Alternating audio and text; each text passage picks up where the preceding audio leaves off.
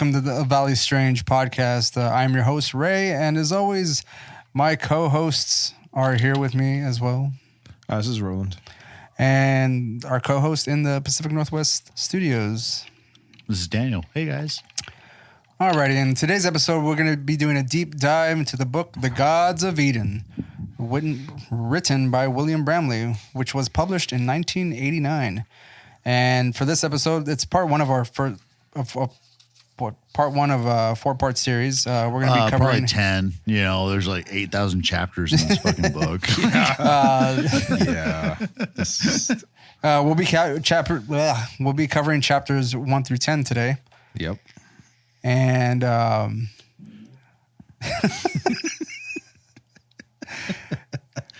so since you've gone over chapters 1 through 10, guys, like, what have you? Was it an easy read for you, or? Yeah, it was actually nice to read some coming off of Sitchin to this. It's nice to read something coherent and fairly well stated and organized and sensical. Sensical. Motherfucker. Your entire discussion was just discredited with that one fuck up. What are you talking about? It's been affirmed. Are you kidding me? Reinforced even. Ha ha. I, as always, have the best words. Only the best. But please continue. Okay, Before I get into my 10 chapter idea or read through discussion, Roland, I'm sad for whatever children you may accidentally have someday. It would have to be. I'd hope very much otherwise never. But the first 10 chapters for me, like, it was cool. Like, I think I've read through them, I guess, like 3 times now, maybe 4. Can't remember how many times like I reread the first chunk of things because we had our initial fail out episode on this, and I read it I think like 1 or 2 times. I think I read it like twice for this episode, so maybe I'm like upwards of like 5 overall of the first 10 chapters at least. And I did find some problems. Like, we did chat the other day about, you know, Sitchinitis, which we'll get to hopefully. Overall, it was one of those books where it's like, it's still cool. It's still a fun, compelling story. Like, you're talking about fantastic shit, but it doesn't sound like you're a complete madman. I found problems subsequently. That's what, like, brought up, like, Sitchinitis, you know, like the poor citation of, like, where he's drawing some of these things from. I'm kind of, like, bound by this, like, as we were talking about, like, with the book, like, I keep, you know, reading it, like starting chapter 1, keep going through it. I don't jump around because in his introduction, he's like, yo, stuff in the early phase won't make sense till you read the later stuff. The later stuff won't make sense till you read the earlier stuff, but don't read it out of order. Right. Which I think is like kind of a fun thing. Like, I have read a couple books in my life, and I can't remember an author ever really going, read it in order, else it's not going to work for you. I've never done that or heard of that. Yeah, I don't think I've ever seen that, dude. Like, because I mean, I've definitely jumped like, around. Maybe this book is like, and maybe there's like 8,000 books out there and like romantic, you know, comedy novels or whatever's out there. Yeah, where they're like, you know, don't skip ahead, don't jump around. Like, it gets, you know, it'll make sense when you finish the whole thing, but from start to finish. And what's kind of funny is that, like, almost that comment he made is superfluous because, like, well, why wouldn't you read a book from A to Z? I mean, yes, but you can also sort of understand where he's come from saying that, I would think. Well, but then you look at the chapter titles, if you're also going to, like, it's like, oh, like, where's the random book? Like, I can totally see people like picking this up and like just jumping around, like from looking at the content. What is that? You know, and that's literally a chapter name of this book. You know, like fucking funny money. You know, like, and what about like chapter 31, the apocalypse of Marx kind of thing? When I first read this book, I didn't take his word or didn't follow his word. I did jump around a bit, and eventually realized that he was making references to things that he had mentioned in previous chapters. So even though I just jumped ahead for fun just to see kind of what I was going to get into, where he's going or whatever. I eventually started from the beginning and It's 'cause followed it from front to back. I still think that quite a few people will read that way. You know, people that will dissect books or use them as references will just jump to a specific section or something like that. And I mean, I assume that he was just saying this for those folks or whatever. It's like, look, if you want to understand what I'm talking about, then like read it in order. Otherwise, you won't have the entire picture. So to the listeners, sorry for prefacing the book a little bit too much. It's a wild read and is really unique. And the one thing that I am really curious about as a reinvestigator of the claims that he made is the whole, like, I've totally read this book a couple times, like first few chapters, but I forgot the whole, until the other day, the whole like read it in order. So what I am curious about is that he does make a claim that stuff he writes about later will make stuff he wrote about earlier make sense. And that's what I want to fucking get to. I'm excited about the later chapters because I'm curious how this all like, because it sounds like he's making this like a neat little like cyclical package where claims made early, claims made later all support each other, but just, you know, hang in for the roller coaster ride to get there. Right. Do you think that was kind of not necessarily pointless, but kind of like excessive? Because I was talking to Ray before, like how some of these chapters to like could have been have condensed. that structure. Oh yeah, no, Some absolutely. of these, like the way he separates these things, just like, dude, this could have been 3 chapters, or like you could have mentioned all of this when you were first bringing up like the Brotherhood of the Snake kind of stuff. Right. Like, why? And with that mention of like this could have been 3 chapters, like there are Melka the way he separates things. Zek's apron. That's like a 3-page long chapter. Yeah. But he's bringing up this like very important symbol that becomes important in later like secret societies. Absolutely. That has relevance, but then it's like 3 pages of attention, and then he just offhandedly it's mentions almost like it a here footnote. and there throughout the rest of the book. It's like, almost and it's like, well, dude, you've got 8,000 chapters. You title them all. Some of them are clever. Some of them are more straightforward. I do like how he titles his chapters. But then you spend 3 fucking pages on a thing you just briefly describe, and somehow it's relevant, but you never really discuss the relevance of it. Yeah, they could have just been subheadings. They didn't really need to be right. chapters. But the thing is, like, so he has like all this stuff where he's like he pays over attention to things that we already know, like particularly if he like in the earlier chapters that we'll get into when he like brings up Sitchin, he could have cut out all that bullshit from the most part. Been like, yo, Sitchin has this brief outline, cool, you know. And this is in the spirit of that because of this. And then expounded upon his own ideas rather than just spending 16 pages of Sitchin, which we already read, 300 pages of. And he actually recommends read all 5 books in that fucking series. It's in a footnote. I am kind of curious to hear your take or your thoughts on his regarding his references or rather like lack thereof, because I mean, from what I could tell, and again coming in from Sitchin, like he gives a lot more information than he does for sure. But so I'm curious to see what or where you think he's leaving things out specifically. I got you, man. I got you in a bunch of citations. So bunch of footnotes. When he references something, he'll be like, "Oh, if you want reference material for this, look at the back of the book and you can write them a fucking letter." So like worldwide, that's inaccessibility. If you're in fucking like Mumbai and you're like, oh, this is really fucking cool, and I can ask him questions. Granted, this it's was gonna take you also like 3 months to get a fucking response if he gets the fucking letter. This was also written well before the like. And also, it's Web. not even to get into Bramley. He's like, oh, write a letter to these random assholes like over in this end of the world, and that's the proof I got for you. So it's like, it sounds more like a limitation of the time, I suppose. Like if I was going to think of that. No, it's not even a limitation of the time. Yes and no, because like he just said like, oh yeah, like if you want to go out of your way and write these guys a fucking letter about this, go for it. But otherwise, trust me, I got you.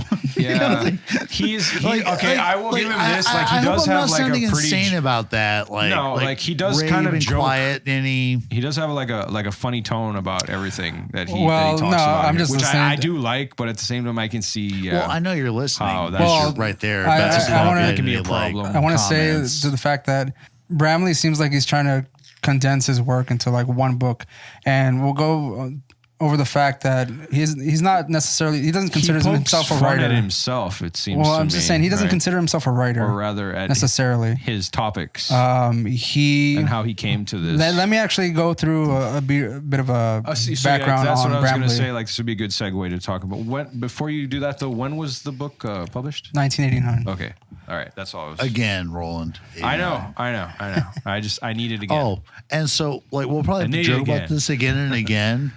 But in the early chapters, he talks about like future moon missions, which just makes me laugh because like we haven't been to the moon since like the 70s, right? Like, we send a, or maybe like early 80s, but like he's just like future missions to the moon will elucidate some of these phenomena, which we'll get into, I guess. And it's like, dude, we haven't been back in like fucking 40 years almost. Jesus. Shit's expensive. So, giving a bit of a background on William Bramley. Again, he doesn't have much of a social media presence. So you can't really go out and find him and talk to them specifically. We should make a subreddit for the him, only guys. contact information that he has and on his website, which is a few pages, is email to his AOL. We need to give him a presence on YouTube so that he can Roland, actually, your Reddit idea is brilliant. We should do a subreddit. Well, I mean, you should check. I mean, there might be a Reddit for him. Well, we can make one. It's like, who is William Bramley? And be like, hey, does anyone have any information on this dude? Be like, hey, I was his neighbor when he was like 5, and you know. So regarding the fact that William Bramley, pretty much as a child, would write what he called one-of-a-kind editions, was basically stuff that he wrote for himself. He said there were stories about kids with cooties or like, I guess, diseases or something. And basically that's pretty much all he did when he was a child. Nothing to publish or anything like that, just shit for him. But he began writing officially at the age of 26 when he began researching for the book, The Gods of Eden, which we were about to go over. It says, but before this, he had obtained a bachelor's degree in sociology. And according to Bramley, he had never intended to be a writer and only felt compelled to write unless he was inspired. And to date, he's only authored 2 books, the other being Jesus Goes to Hollywood, which is the alternative theories about Christ, which was published 16 years after The Gods of Eden. To my knowledge, he hasn't written anything since, but he has 2 books to his name, which you can find on Amazon. And okay, I've mentioned before, no social media presence. As we can see here, there's a couple of subreddits, but I think that's mainly like the same YouTube video or the guy reading The Gods of Eden. You can find people like posting questions on like r/conspiracy or r/ancient aliens or like high strangeness or ask historians. I think I saw another one, alternative history, just like, and we did mention UFOs. like he mentions in his if you go up rolling to the Reddit, there is one here. There's a Brothers of the Serpent. There is a PDF of this book, but on his website he does bring that up that he did not authorize that. Yeah, so it's just someone who basically ripped him off. Actually, there is a consumer alert on his website. It says an unauthorized PDF version of The Gods of Eden has been posted on the internet in violation of the copyright. The PDF is apparently a photocopy of the authorized Avon paperback edition and has missing pages and pieces of text. Someone calling him or herself Sunlight Publishing had taken his PDF and made an unauthorized Kindle version from it that was sold on Amazon, although it has since been removed. And there is also an unauthorized Spanish language edition of Gods of Eden that has been made available on PDF on the internet.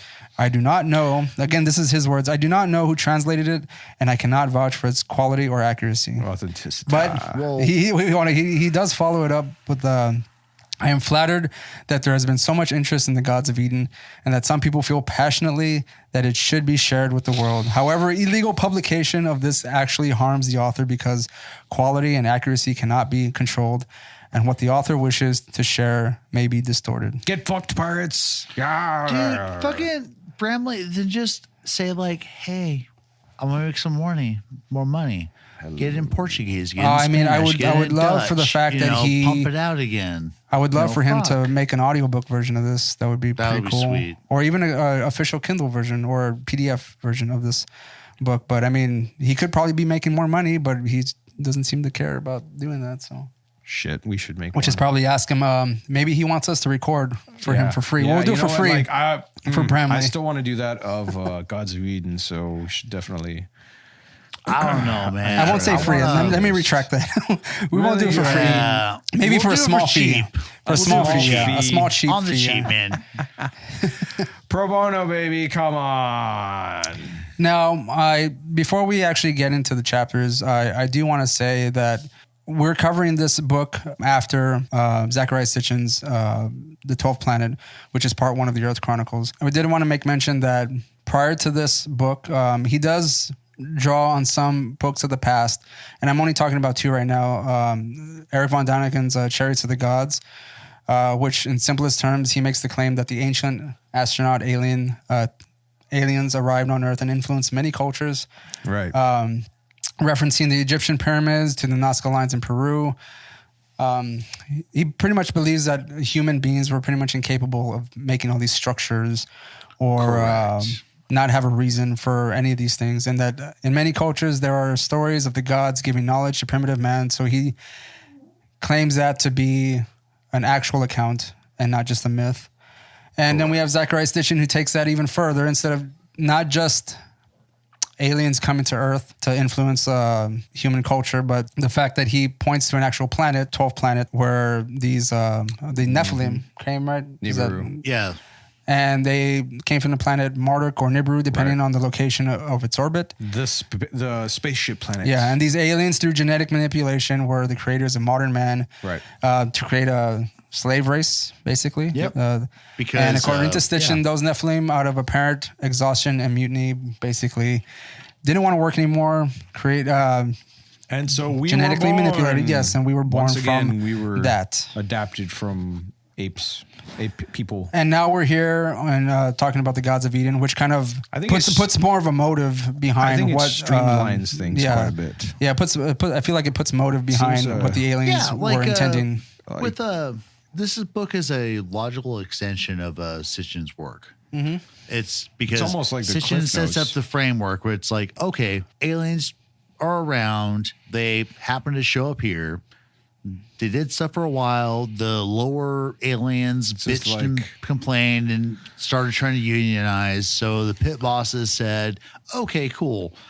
Genetic splicing and manipulation. We'll take Right, this let's like crack little out the monkey ape CRISPR. dude and with our bitches and make modern Make some- humans. some And they'll people- be the slaves Yep. to extract gold and oil and whatever the fuck Right. else they need That's and what we build need, shit with baby. them. Go. So now Bramley takes that and goes, okay, well, all that is kind of taken as a given.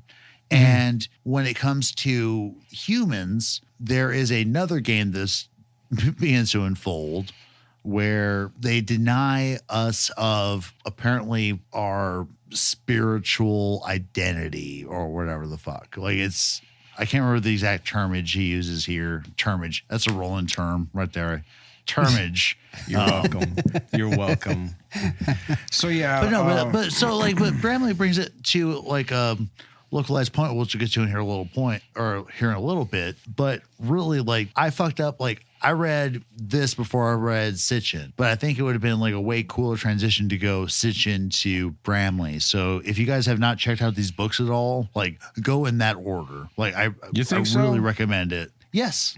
Absolutely, dude. I almost Because think- I Sitchin's almost all think about this will be- the creation of our solar system yes. and why humans came about as slaves. And then Bramley goes, okay, now that we have these slaves, how do we keep them from fucking acting wild? And then I guess the natural progression would be getting into like David God's Icke Eden or is something like like that. No, exactly. Yeah, no, like, Seems right. like the I read some Icke abridged before Bramley, so it was like version of, I had this Sitchin. real fucky education on this subject. But I think the natural progression is like Sitchin, Bramley. The only go reason full I would Icke. think Just that it's do it. the only reason I would think it You never go might be full better. like. Ugh, right. I want full on. Well, anyways, You never go brain to Ike. I want to say it might be better to read Gods of Eden first before you go into Sitchin, only because of the level of. Are you fucking kidding me? Only because. No, because okay, all right. All so right. our favorite friends of Aya, Enki, Enlil, Yes. Aya/Enki, and Anu Right. come up in this fucking book. Yeah. There's a lot of assumed knowledge because Roland, you read the fuck out of 12th Planet before you read this book. Like, remember your chronology on that. Like, Right. I don't think that's right at all. Like what you So, said. Like, the I reason- don't think God's is a good start for anybody. Well, in this, I don't like, necessarily. Okay, I don't think it would be a good start. But the reason that I might suggest it only is for the simple reason that Gods of Eden is a much easier read to understand. Like it's almost like a teaser. It is. It's almost like a preference, a preface, or like a in one of these introduction. In one of these chapters, to he's Sitchin's going to make whole, mention, to certain. ridiculous. He's going to make claims. mention to certain people that you've never heard of Because- before, and if okay. you've read the 12th Planet, all that chapter would make sense in like in an So- instant. All right. But again, like that's the only reason I would think that it might be slightly like not to critique like because Sitchin is because complicated. like I could as see fuck. like It's your hard as arguments shit of like to keep up with him. readability and a cool narrative and stuff for Bramley, Well, like I don't working know. versus Sitchin's like Cool's- brain racking stuff that he gets into sometimes with like some of the mathings and so forth. Right. But as Ray just brought up, there is shit. And I brought this point up as well, like just lightly though, when I brought up like the various god names. But there's stuff that Bramley brings up that it's almost kind of like offhandedly or in an offhanded fashion that Sitchin goes into great detail on. And if you had read Sitchin, then you would have no problem with those Bramley chapters. Man, you're not gonna have a But problem I think with that it would anything be if you like fucking read Sitchin. That motherfucker is such a What's up? like you won't have problems reading anything after Sitchin. That's yeah, you will. I'd say it's a Roland. I'd say it's a given because this motherfucker is insane. I think that's baseless. Nah, I'm super based. You're a basehead, maybe. Look, all right, like I agree. Like as far as your approach, I think that would be best. Okay, then we're done. So there, yeah. Now shut up and let's go. All right? Roland, can you read the blurb in the back of the book to kind of give a Yeah. quick Actually, overview of let me- what we're getting into? Just take a quick. For those of you listening, he had to take a swig the of his rum. Ooh. Roland can't delve into extraterrestrial type of knowledge without loosening up first. Yep. So, Got by all that. means, please go ahead. Vanilla spice. Okay. It starts with. Do you want me to read the top here, or should I just Just base? the bottom part. Human history is a seamlessly. Sorry, Roland, the bottom part is a truly momentous work, a must read. UFO forum on extraordinary theories and phenomena.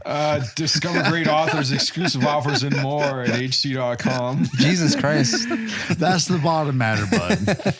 Hold That's on, I was right. getting to the serial code.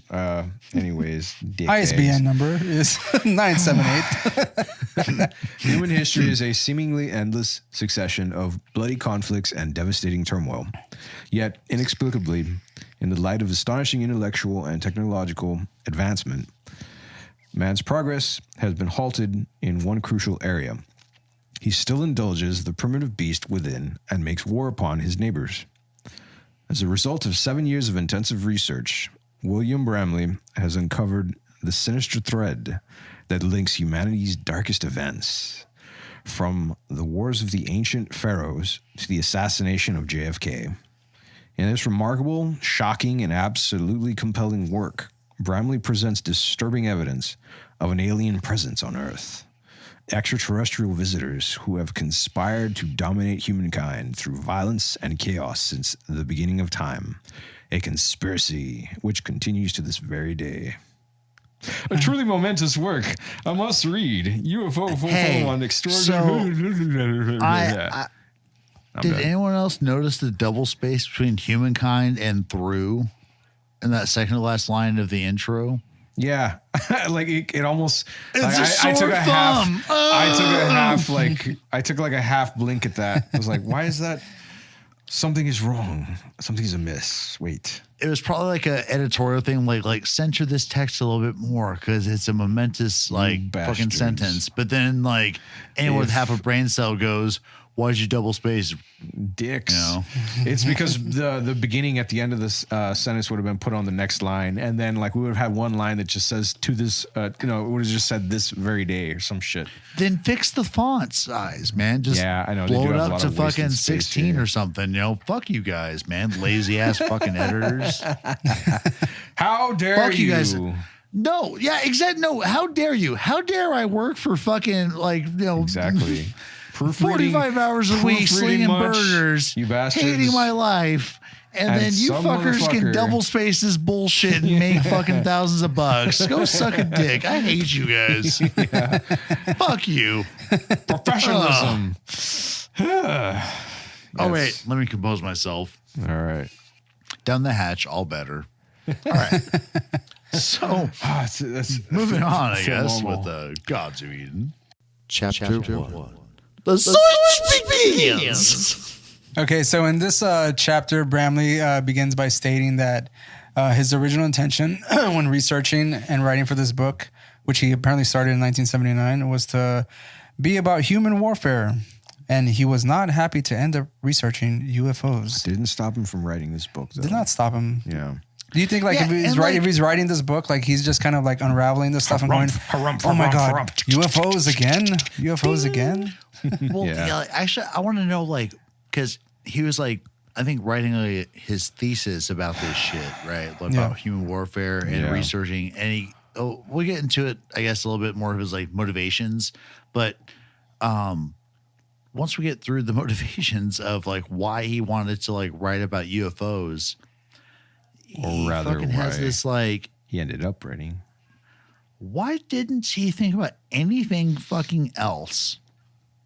That's true. Why didn't he go in the Illuminati? Okay, so the Rosicrucians spurned the Illuminati and they're the ones, controlling us from spiritual enlightenment because they own it all because they know the secret. He doesn't go there. He goes fucking aliens. And I just don't know how because he admits in this chapter how he didn't want to fucking talk about aliens. Mm-hmm. Yeah. And he ends up talking about aliens, but why why wasn't there anything else that was quasi rational in the sphere of all the crazy he writes about that would have sufficed? I just don't know why he gone Illuminati, they got us. Okay, cool. Ray, is this one of those books that you've sort of farted around with off and on through the years kind of thing? You did bring it up when I before, first I'm using this to preface another question. When I first read this book, I didn't read it in a couple of days. I mean, it took me months to read this book, but it's because I would just read a few chapters here, kind of reference some of this, or find the fact that he referenced Sitchin and stuff like that. That's the only reason I found out about the 12th planet is because I read this book. Okay. And then when he references that, I was like, oh shit, then I'm going to go find that book. And then I would go find other shit. And I would kind of just going off of this book on everything I would read. So it took me a long time to finish this book specifically. Sure.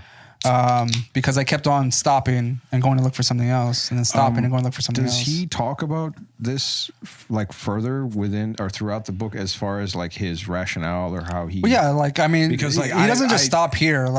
He tries to I only read about. I haven't read the whole. Would you please define your question in terms I of was curious the 10 about chapters how you read? Please, I was curious about how he mentions how basically everything that you said there. Why is it that he hates talking about this, but then he still like reached these particular conclusions and felt the need to, you know, follow through with them.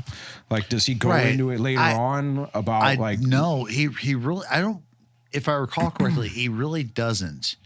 But he talked about this like hesitation, and I wish he would have developed a chapter just about that. So that was what I was asking. Like, basically, does he like further explain what or why? I think he kind of attempts to, but like you said, there's a hesitation whenever he's going to go any further about it, because again, it's such a condensed work. I mean, because otherwise, why mention it at all? Why not just fucking like say, look? Well, this is what I think that's why I was getting back to that point in the very beginning when saying that he's not. He doesn't necessarily consider himself a writer, so he's not going to go any further into his research. Like, he's going to present the information, and if you want to figure that shit out, then by all means go and do it. Is he trying to explain or point out the fact that this isn't something he necessarily believes in to people that are reading it? Like, I'm not one of the tinfoil, the tin hat guys or whatever. I'm not a. No, I believe that it becomes pretty apparent early. Like, I think within this first chapter where he's just like, it's not a tinfoil hat moment. It's just, okay, the data I have suggests that there's alien interference. You know, so and that's kind of like that's kind of his like jump off point. Then he goes into like his, you know, various claims with Sitchin and shit, which we'll get into. And then he basically goes like, okay, let's start Sumeria. Let's go to fucking Egypt. Let's go here. Let's go here in time. And just, he condenses about like what, 5,000 years of human history into 400 That's pages. the other thing I was curious about. Like, what was he specific? Does he mention in here specifically what time period of warfare he was looking at? Was he just going back? I would say before we go into that, because I feel like that would get into like other chapters and stuff like that. We want to just continue along as he says to do, go chapter by chapter, and not jump ahead. Roland or Daniel, do you want to go into what started his interest in warfare or human warfare? Sure. Yeah, and actually, it's kind of a well cited. If you like just look up podcasts or YouTube with William Bramley, he generally also goes through this very same story. But apparently when he was a kiddo, like he was like, war was kind of cool. You know, we all like kind of idolized, you know, the brave soldiers out doing stuff, killing Nazis or whatever, which he doesn't say Nazis, but he gets into Nazis later. Woo. That's actually, that was a turning point for him, as it turned out, I guess. But what was fascinating though, like in his like little, in the second chapter, he's like, I began researching this book in 1979. So it's not clear when he decided to like leave the academy to start looking into this, because it was because of his academy experience and research that led him to aliens. But it's just not clear how he made that jump necessarily. Apart from like the Bible. I mean, it reads like he was like he was a protester or whatever during the war times or whatever, where he talks about my desire to see an end to war rose much earlier in life at just about the age of 8. And he does quote the fact that he saw a documentary that showed like the brutal that's the end moment. result of he was watching a TV series, and they cut a clip into the concentration camps. Actual footage of the, you know, like the emaciated people that were being kept there. It just stayed with him. It stayed with him throughout his life. Basically, like states like outright that war is abhorrent. Like it's cool to fantasize about. Up until that point, like it's shit. Yeah, up until that point, like an 8-year-old fucking child seeing this is pretty fucked up. Like nowadays, like that would definitely be something that you're just like, nope, you're not. You know, like that's you're blocked, whatever. So like, I don't want to fall into this like pitfall that what I've earlier bitched to you guys and other means about like other channels talking about this book where they just like end up reading the fucking book. But I think that this early chapter or early paragraph in this chapter is kind of important. So after this whole like, you know, realization about like war being an awful thing, it stopped being fun. He says, for centuries, scientists and thinkers have attempted to solve the riddle of why people go to war. They have observed that nearly all of Earth's creatures fight among themselves at one time or another, usually over food, territory, or mating. Aggression seems to be a universal behavior related to survival. Other factors also contribute to the creation of wars. The analyst must first take into consideration such variables as human psychology, sociology, political leadership, economic conditions, and natural surroundings. Then I underlined this fucking sentence.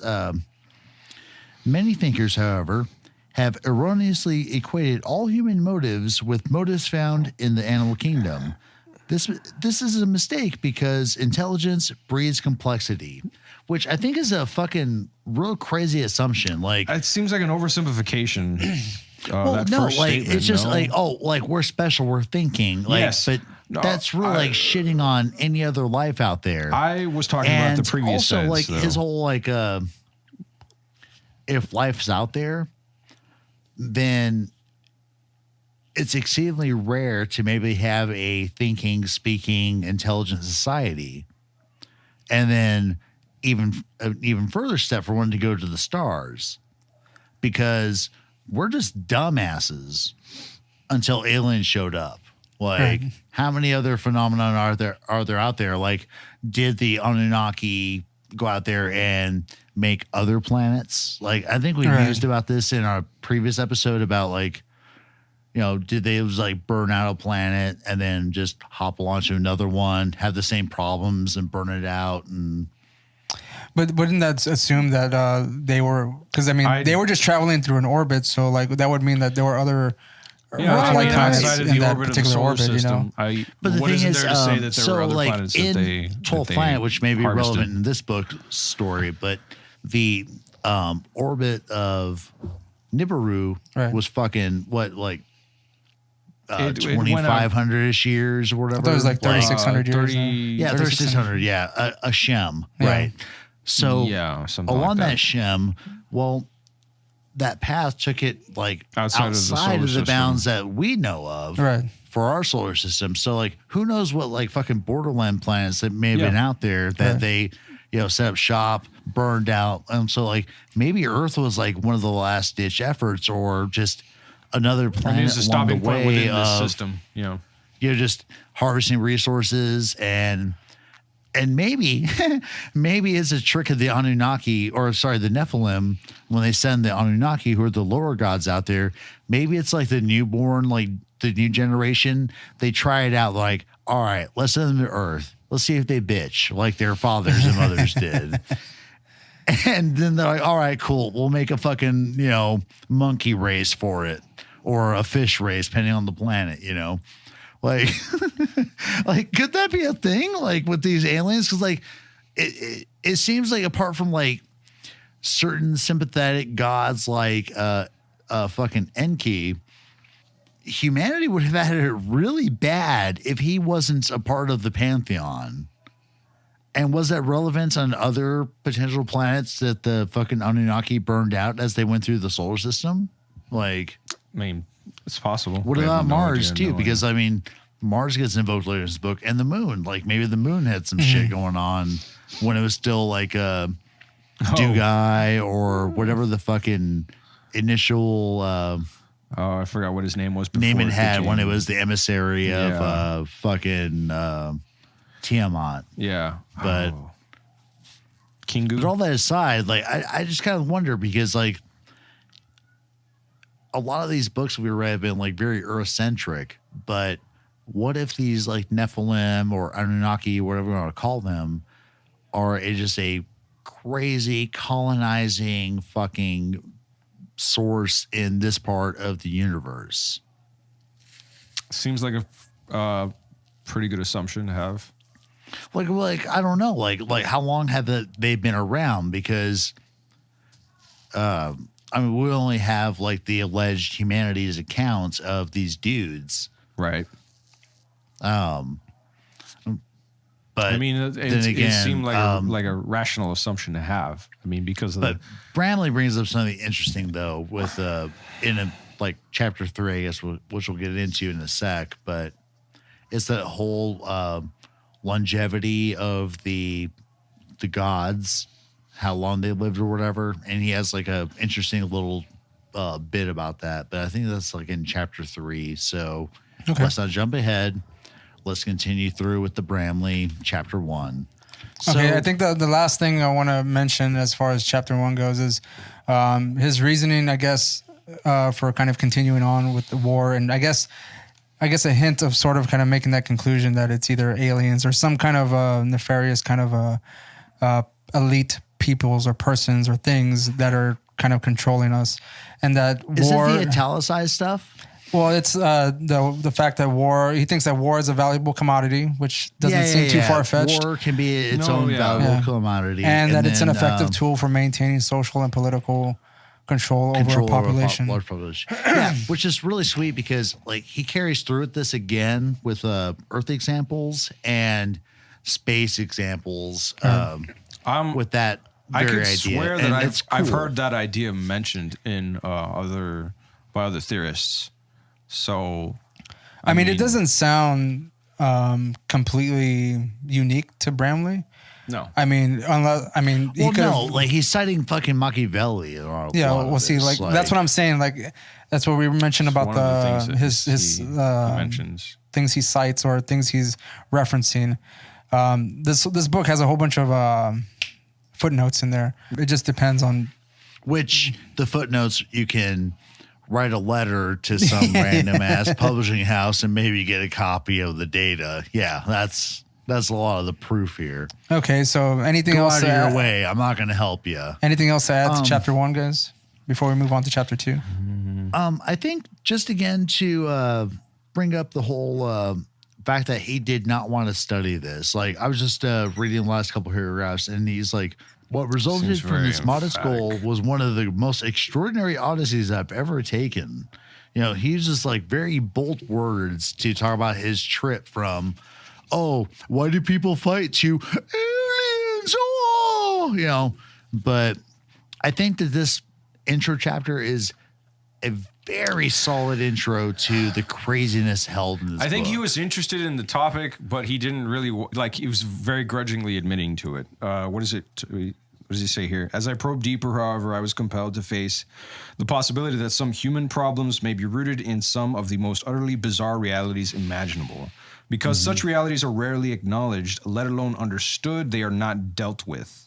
As a result, the problems those realities generate are rarely resolved. And so the world seems to stumble from one calamity to the next. You know, I think it would be good to read the last paragraph and the last line. Word. Because that's basically validating things that we've been talking about. And this is from his own words. But it's so dramatic. It's so dramatic. It's so dramatic. You know? Yeah. But says, I will admit that I began my research and had a bias about what I was expecting to find.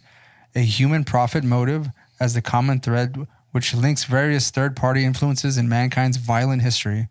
What I found instead was the UFO. Nothing could have been more unwelcome. Welcome. So chapter 2, we have the north, the south, the east, and west. You bitch! We're gonna do this together, and fuck you, man. The northwest, the southwest.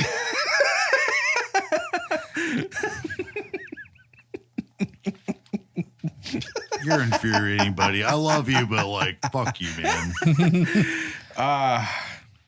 Orientation. Okay, so Bramley begins chapter 2 with a discussion of Earth. Like he pretty much says, "Welcome to Earth" and all this nonsense. Earth. The spaceship Earth. Yeah. And basically, he's asked the question about humans: are they merely animals? But immediately says that we're not just animals; that we're actually spiritual beings. And then he poses the question: what is a spiritual being? Mm-hmm. Yeah, this shit, man. I still struggle with this because, and this is like light Ike. And so, like, I need to like dive further into Ike like, yeah, light Ike, yeah, Ike like, yeah, Ike like, and like Ike. He's just sort of overgeneralizing the basic ideas of religion. Yeah, so basically he's saying that a spiritual being is an entity possessed of awareness, creativity, and personality, and is not composed of matter or any component of the physical universe. That is a big assumption on that too. Whatever he's assuming that consciousness there's or a lot of spirituality implications with this statement, but like think like soul or personality, even though like later, and you'll find after we unravel the later chapters that your idea of self is like fucked up. It's a corruption of the goddamn Brotherhood of the Snake, but we'll get into that. No, but first chapter 2 goes, and spiritual beings.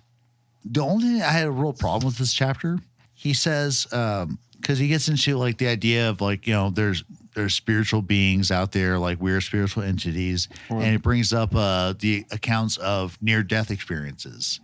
Evidence that every person is a unique spiritual being is strong indeed. Volumes of fascinating testimony have been gathered from people who have undergone so-called near-death experiences. And he has one footnote, a short but interesting article entitled blah, blah, blah, blah, by Dr. Dickhead is found in the August 1985 issue of the American Institute or American Journal of Psychiatry. Dr. Dickhead presents a statistical blah, blah, blah, blah, but he just doesn't cite it. He just like, I could use like 3 paragraphs out of this fucking paper to make my argument stronger, but then he doesn't. So it's like, you can go find this fucking maybe, because he's publishing in 89, so like the internet's not really around for people. It's like go through your Rolodex of the local library and hope that you're fucking staffed up. Like that particular phenomenon is like it isn't a novel idea. Was something DMT of a thing back then? Absolutely, like probably. But the thing is, he has this golden opportunity to go ayahuasca, baby. Here's some like hard but proof like actual to talk about like the chemical near-death experiences as proof of a spiritual being a thing, and he just doesn't do it. It's like Sitchinitis almost, where it's like it is. You have this very like much great like argument, great proof, and then you never produce the fucking proof. And it's like, fuck. He does like it is a very, very, very stark overlapping implication of that the whole like that whole phenomenon or whatever. I mean, I'll agree to that, but at the same time, I can sort of see why he'd make that assumption. You just what? I can see why he'd go with that assumption or whatever. Like, because it's, again, like he doesn't even want to talk about this shit in depth, or at least he doesn't seem to. Well, the thing is, like, that's confusing is that with this book, like, maybe it's this just guy, not, as Ray mentioned, he only has like 2 novels or whatever. But I'm just curious, like, if he's coming to all this like crazy bullshit. Like, I never thought I'd talk about UFOs and warfare. And so maybe he's trying to enslaving human race. So like, why didn't he go like, why aren't fairies real? Where's Bigfoot? You know, like if he's already cracked this fucking egg, you know, like there's a almost a dozen more to crack, you know. Right. I mean, he does seem to be like he easily accepts these ideas or these truths. I mean, you can throw in a Bigfoot in as a part of the like a Nephilim character. Did we mention that before? That the Nephilim or the Anunnaki created like Bigfoot and shit. We did. And then 12th Planet. Yeah. That the Sasquatch was foiling all of the plans of the Anunnaki. I can only say that, I can only think that maybe he glosses over these explanations because he goes into further detail in the specific religions later on when he starts talking about Buddhism, when he starts talking about reincarnation, the Maverick religions. No. The Maverick religion was the last chapter in this set of or more chapters, specifically, the Brotherhood of the Snake themselves, that kind of thing. I'm not sure. Like maybe I think. And I'm playing devil bitch advocate over here in that like I think you're playing. I don't know what you're talking about. That's okay, Daniel. Have another swig. I still hope you choke on that hit. You bitch. No, like I think he's just getting warmed up as far as like talking about this shit. I'm not trying to like. I'm not saying it's not a good way to fucking explain this. No, it's not. Like it's very generalized. Bramley posits and once again, like they're like we're spiritual beings. Because he doesn't directly reference like or give anything good worth starting with. But he references like Buddhism, like shortly after all this little Yeah, diatribe. exactly. No. That's- He does it that's like only- right here, like right after the whole Like immediately after, like the- near-death experience bullshit. You know? You're right. Excuse me. It's like in light of That's such right. I was just testimony, looking it's at not that. surprising that a few religions such as Such as Buddhism believe Buddhism. that people are immortal spiritual beings. So I guess to synthesize the idea of the spiritual being, it's not just localized to you. It's that we are part of like an infinite like consciousness or whatever. That like we're all connected or something like Yeah, that's- stop me if I'm like wrong. No, guys, but it no. just sounds Again, like that's what he's that's getting that, at. that's where you make the reference That's a of later chapter. Ike Light, because David Icke talks about that a lot Right. too. It's a later chapter. Yeah, we're just a period of consciousness and the reptilians. Don't forget the fucking are, hand. you know, like I love David Icke. I had to do the hands, dude. And like David Icke, if you ever stumble upon this or some like fan of yours like fuck these guys because they make fun of you because they even mention audio about your hands. Like I respect that, dude. Yeah. But like Oh, yeah. it's just it's great, dude, because it actually makes your points even more salient. Like, here's like, dude, my hands are fucked up, and I'm still just like, but this point about the queen, and it's brilliant, dude. I fucking love it, dude. I can't wait to read the rest of your Is shit. he throwing gang signs? Actually, did you guys know that David Icke's popping back up on the fucking YouTube? He was a promo band? Holy shit. No, he was per band, but like apparently, like I found a new interview, which was a 2-part series, which you have like 6 hours of Ike talking to some like podcast Christ. asshole. Great. And but he got all banned and just like so he still can't like put stuff up and a bunch of like links that like supported his shit or had his stuff like got wiped, and there's Yeah. still some like fringes of that on the YouTube. So like, They haven't been sorry kicked yet. Google, don't listen to this too hard. Like, there's no David Icke out there. Don't worry The about algorithm it. is adjusting. But apparently he's like creeping back, and so it was like really refreshing to see like a relatively new episode of the David Icke Show. So we're gonna get into that at some point. Like we'll get into Ike, folks. Like we're going to, because I'm a part of this, and we're gonna fucking do it. I think Ray's probably amped too, maybe. Roland just knows shit about I it, so am. he's I like, am whatever. because it's. I mean, we could spend a year just talking about fucking David Icke, dude. Like, Right. books, like- And actually, it's fucking funny. So from our fan Chris, he was like, "Man, y'all need to quit talking about aliens, yo." He's just like, because I was talking about this episode coming up, and he was like, "Man, did y'all talk about aliens last time?" I was like, "Yeah." He was like, "No, talk about aliens earlier." Yeah. And But don't worry. We're gonna take a break. We're gonna take a bit of a break from the hardcore alien stuff. dude, I was like, but dude, like, just so you know, like, a lot of these previous reads have been like extensions of each other, so it's kind of like a series in its own right. But like, there is a ton of shit that we want to read and go through and talk to people about. Like, Yeah, but it's just going aliens with are the cool right heavy now. shit. But we'll get back into going with the fucking hard shit ghosts first. and other boogie Sasquatches, woogies yeah. out there. Like, we got you guys. But right now it's Alien Town. So, Chris, this is for you, buddy. So he mentions that death, of course, we've talked about it. It's kind of the abandonment of the body during the time of intense physical or sometimes even mental injury. Oh, Now shit, he I'm asks, sorry. he asks, like, why does that? What does that have to do with human warfare? And he says, almost everything, as we shall see. And then he jumps straight into aliens. Then he goes, UFOs, by the way. Yeah. Like, And he's got some fucking David Icke shit though here. Like, actually, in my book here, you guys can't maybe read it, but I've got some markings there that are on your copy. I but- see it. David Icke inspiration ? Because there's a couple sentences here. You're So, talking about and the actually, one that this you might read. like help frame the book a little bit with this definition. A spiritual being is an entity possessed of awareness, creativity, and personality. It is not composed of matter or of any other composite or component of the physical universe. It appears instead to be an immortal unit of awareness which cannot perish, although it can become entrapped by physical matter. The spiritual being is fully capable of understanding itself. So actually, this is going to become really relevant, but that little point about like the spiritual being is a immortal being that cannot like die, but it can become trapped in physical matter.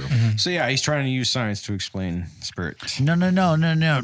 Roland, it's not even science. No? He's setting up his later arguments about atoms. what the gods and what the Brotherhood of the Snake are going to be doing. Energy is conserved. Because they're trapping immortal spiritual beings in physical matter, which is the only thing to be trapped in. So when you trap or spiritual beings in physical matter, they cannot realize or actualize what they're supposed to be. So you can keep pimping them out for fucking, fries you're for talking $2. About, I'm talking about what he's talking about, Roland. No, so like I'm remembering like this section from the later chapter where we're talking about how the fucking Anunnaki kept control of everyone. God damn it. People would die, and then they'd figure out a way to put that energy into another vessel and put them back to work. If I recall. And another thing that's a bit, that's like a David Icke connection and later book connection. Quick sentence. During life, spiritual beings tend to utilize almost exclusively the perceptions of the physical body. So the dudes we're going to talk about soon, trying to ensnare spiritual beings into physical bodies, it's kind of a double-edged sword where when spiritual beings are in physical bodies, they tend to base all of their experience off of that fucking body. So it's like the fucking Anunnaki are coming in and the physical body to deny the spiritual being of itself are just, it's a pincer move, dude. It's a trap. And I don't respect it at all. That sounds like what I just said. Fuck you. You're Roland, wrong. you're trying to use science. Get out of here. God man. damn it. Both of you get fucked. All right. Yeah, I'm using the cold hard facts of aliens coming around and fucking making humanity and then dicking with it for centuries. All right? I see your quasi-science. No, take your molecules and atoms and shit and go fuck yourself. All right, bud? I'll take my There's protons no place here. and my neutrons. I stick my electrons right up your ass. Oh, you would, but I'm a spiritual being. I'm everywhere. I'm comprised of empty space, and so is your fucking asshole. Are you going to stick it up everyone's asses? Are you going to do that role? You're going to be so rude? You know what? If it comes to that, I'm okay with it. Hey, you're a superstar, right? That's what it takes. I want to segue into chapter 3, which involves a little line from Bramley here, which I find rather amusing. And it says that the UFOs appear more and more to be one of the grimmest realities ever confronted by the human race. Keeping the points of our brief orientation in mind, let us now begin a deeper probe. UFOs. Truth or fiction? So, like, actually, this chapter is really nice. From the, like, I guess the first half where he just gives you, it's just a historical overview of UFO investigation from, like, the state. There you go. Actually, we need to hit up Jonathan Frakes to read this. Who the fuck is Jonathan Frakes? He was Commander Riker in Next Generation. I guess you're getting. I haven't watched Next Generation like as thoroughly as you guys. Secondly, have, so. did you ever watch it's like Believe It or Not, Truth or Fiction or whatever? Yeah, that guy. So the guy with the goatee or whatever. Yeah, he should read that shit. UFOs, truth or fiction? We'll be right back. Have sex with me. Yeah. Let me just get into a little quick introduction here. So Bramley states that UFOs are reported 100 times a year, and I just wanted to bring in some stats as of late. Stats. So 100 times a year, UFO reports are claimed to have occurred.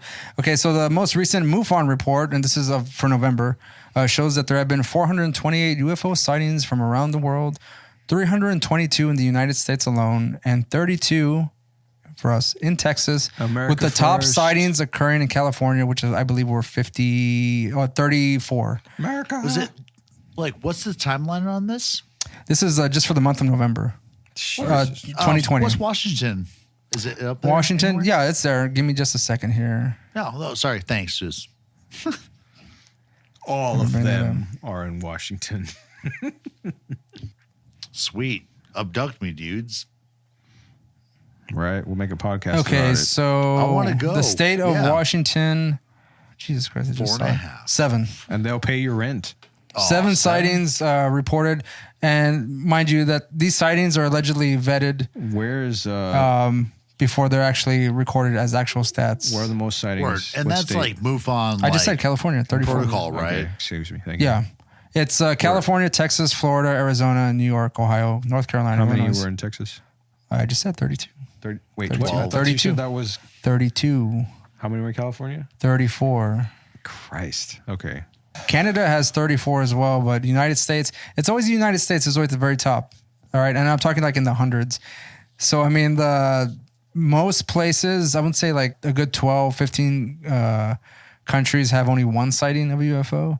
But Is you know, there what does that mean for the United States? Why is it a hotbed for UFO sightings Well, as of late? one, it's like permeated into our like collective conscious, I think, like stuff in the sky looks weird, UFO, But what I want to know is, so although these reports are vetted, are these, cell phone shots from people? Like, what is the data sets that they're working with? I don't have that much data. I have to be a MUFON member I to was get those just kinds of curious, stats. like how, like, not really like, throwing a, indictment at you. It's just like really wonder like how MUFON, determines whether these are like legit or not, because I mean, well, let me give a little bit of information 'Cause I don't regarding trust those anybody, 428 really, UFO sightings. It says November saw a total of 428 UFO sightings reported to the Mutual UFO Network, MUFON, from around the world. A breakdown by country is shown below, and you can also see the number of reports by stage, shape, and the distance from the witness as well. So if I go any further, so there were less than 100 reported, 100 feet. There were 46 reports. There were 46 sightings that were less than 100 feet away. There were 53 that were 100 feet away. Yeah, less than 100 Like feet right away. fucking there. Less than 100 feet away. that's That is nuts. fucking. I don't believe that at all. Actually, Yeah, I'm calling bullshit. Now there were 53 between 100 and 500 feet away. There were 67 from 500 to 1 mile away, and then 88 from over a mile away. 29 are unknown. 23 have no value. But most impressively, this is them saying it, there were 15 landings, hovering or takeoffs reported, and 13 entities observed. With that, I I'm gonna don't take a piss, believe call 'em any bullshit. but the last three categories, like a mile or so away or more. Like I really don't buy it, man. Well, that's MUFON's reported sightings. So All that MUFON stuff got me kind of amped up, dude. Because just like, where are you guys getting these knowledge claims from? Like, how are you vetting your sources? that would be something to research. But we should because ask particular that becomes investigators. We're still like recording, right? Yeah. Mhm. See, that's actually something interesting because I want to like wonder because, or I have to wonder because Bramley brings up like all of the kind of the general rigmarole history of like Project Paperclip and all that sort of bullshit. All of the, probably really poorly funded U.S. military investigations into the phenomenon of UFOs or whatever.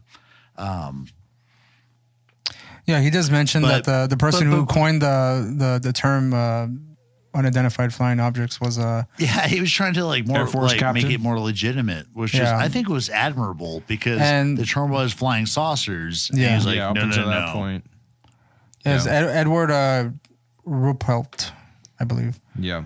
He was a captain. Captain, yeah. So I just that guy has a bit of a background in UFOlogy, and he started off with I think it was Project Grudge, and then it kind of turned into Project Sign, and then Project Blue Book. We did mention these government official UFO investigation stuff it feels at one kind point. of lame We did to like mention bring Blue this Book. up again and again, but like just for It's our relevant. listeners' sake, like just know, like, okay, cool.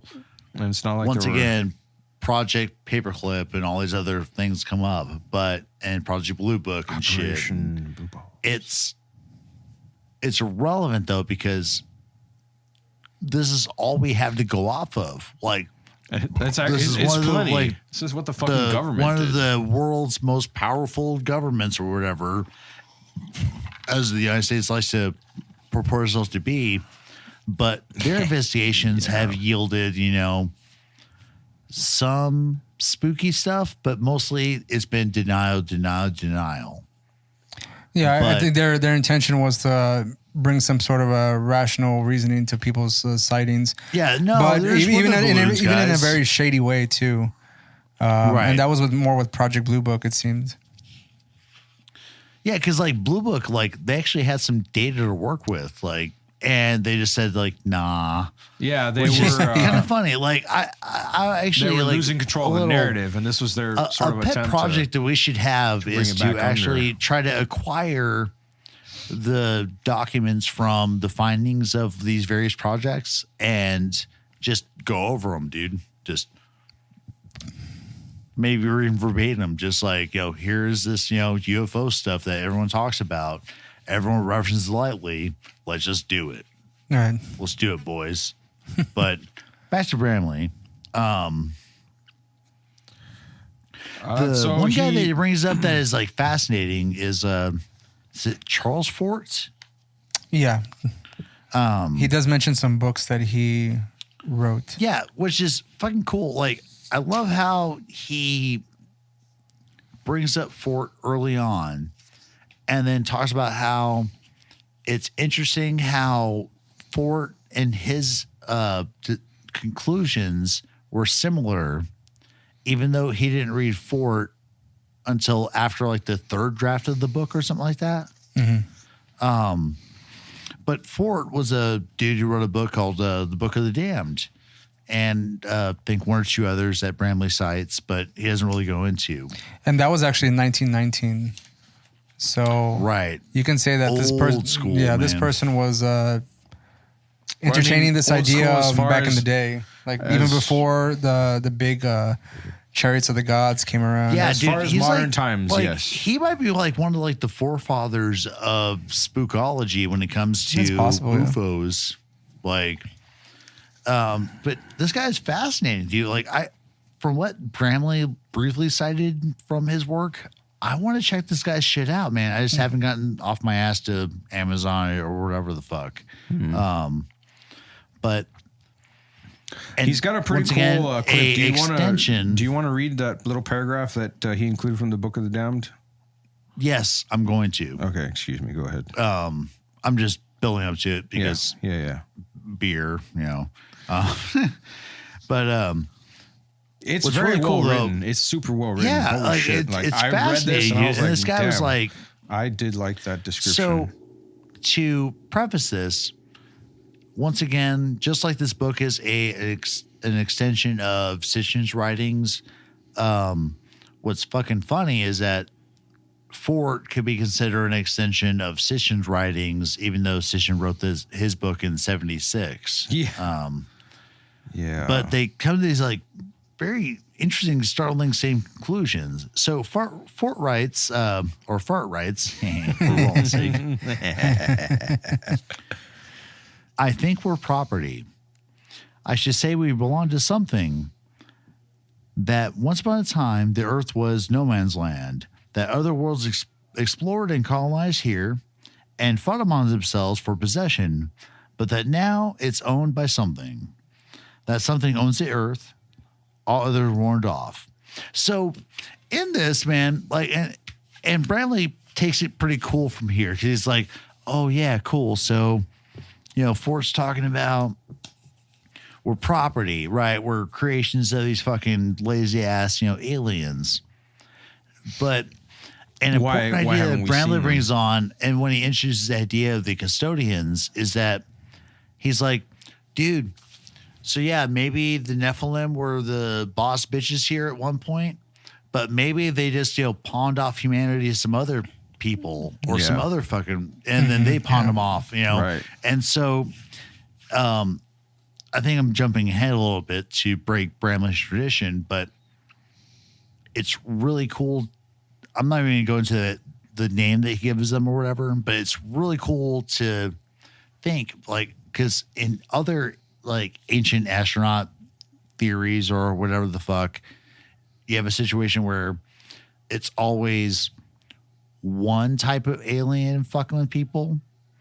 And Bradley brings the idea of like, well, maybe it's like a corporation, Right, yeah. Mm-hmm. Fucking, T-Mobile owners change all the time, and no one knows about that. Like, and he's talking about those aliens owning fucking people. It's fucking awesome. Like, it's so American. Like, fuck. Yeah, he goes into that actually like right immediately following. Ford goes on to talk, or he includes another paragraph of him talking about why, or rather, Bramley asking why we haven't seen these aliens, and like then he clips another Ford quote saying that, well, like why would we, if we could educate and sophisticate pigs, geese, cattle, would it be wise to establish diplomatic relation with the hen that now functions, satisfied with mere sense of achievement by way of compensation? And then like he immediately follows into exactly what you talked about. Like you didn't really jump that far ahead. I suspect that after all, we're useful. Oh, thanks. Among contesting claimants, adjustment has occurred. That's exactly it. Like, or that something now has a legal right to us by force or by having paid out analogs of beads for us to former, more primitive owners of us. That all of this has been known, perhaps for ages, to certain ones upon this earth, a cult or order, members of which function like bellwethers to the rest of us, or superior slaves or overseers, directing us in accordance with instructions received from somewhere else in our mysterious usefulness. So yeah, like there's... So this, I think that this is a pretty good like little preface to the... which I don't know because I haven't read all of this, but I think it's like one of the main sort of influences throughout his ideas or through history is the Brotherhood of the Snake people. Apparently, like how he talks about them. Well, we're not even there yet. No, we're not. But like, it seems to me to just sort of reference. I wasn't trying to be shitty. I was just yeah. And I'm jumping ahead now as far as that goes. And I'm. Like, admittedly, I'm getting a little anxious about this next section because it's not like a millennial, like, oh my God, everything is anxious, producing or anxiety producing. But I think there's a difficult section we're getting into this chapter where he goes into the 12 or 15 proofs as to why. Yeah, there are arguments that he made. Yeah. Yeah, Ray and I were talking about this the last time. It's a pretty long-winded section. So, yeah, I'm gonna go through and read the arguments that he proposes, and then we can kind of briefly go over them. Each one. Chapter 3 is for some reason one of the longer. Yeah, but it's because he lists like all these arguments and like it's super. It's a more dense chapter. Like later on, like I guess particularly after this first chunk of 10 chapters, it ramps into some really dense shit. But I would say of the first 10 chapters that perhaps this section we're going to go into it's probably one of the most tedious, for lack of a better term. Yeah, like it seriously drags. Yeah, but I mean, he's trying to pose all these questions without some of the proofs. But we're all like under the assumption that the UFOs thing is supposed to be true, and he just goes through and just is either just trying to solidify that fact for himself, So let me just go over number 1 here. And again, let me just read this before we actually go into that. Go for it. But I have some comments on this one particularly. Okay, some persuasive sounding arguments have been advanced to refute the evidence that one or more extraterrestrial societies have been visiting the Earth. And some of those arguments are worth addressing. And this is number 1. No intelligent life other than mankind has been proven to exist elsewhere in the universe. Actually, would you read that first paragraph though? Like He just disproves it, right? Yeah. Immediately following. Sure. So it says, at first glance, this seems to be true. However, one need only look right here on Earth to find the other intelligent life forms. Studies of dolphins and other large marine mammals have revealed a high intelligence in many of those creatures. Analysis of other mammals have uncovered in some of them a level of intelligence much higher than previously believed. Do you think that's like an argument of semantics though? Because I thought the general assumption to the idea of there not being intelligent life or proof of it within the other universe is that they're talking about intelligence, like human level intelligence or higher, advanced. Not this little, not to disparage dolphins. But come on. Not that fucking dolphin bubbles. The fucking dolphin can get a fucking piece of fish from a trainer. Yeah, that's talking shit bullshit. on Flipper, bro? Fuck them, all right? Yes, I am. That show sucked. Fuck Flipper, right? No, so again, this seems like not necessarily a petty argument, but it's just like I'm kind of right, and I'm going to talk about this, but and so it seems to take Bramley it a bit goes literal, on too literal, I think, in interpretation. I don't Bramley know. talks about this point for another half page, but I have a sentence underlined here, which I underlined, commented on, and I got to share.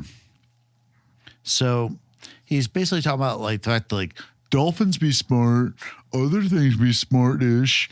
So why isn't there the smart fact that stuff they all everywhere flourish, else?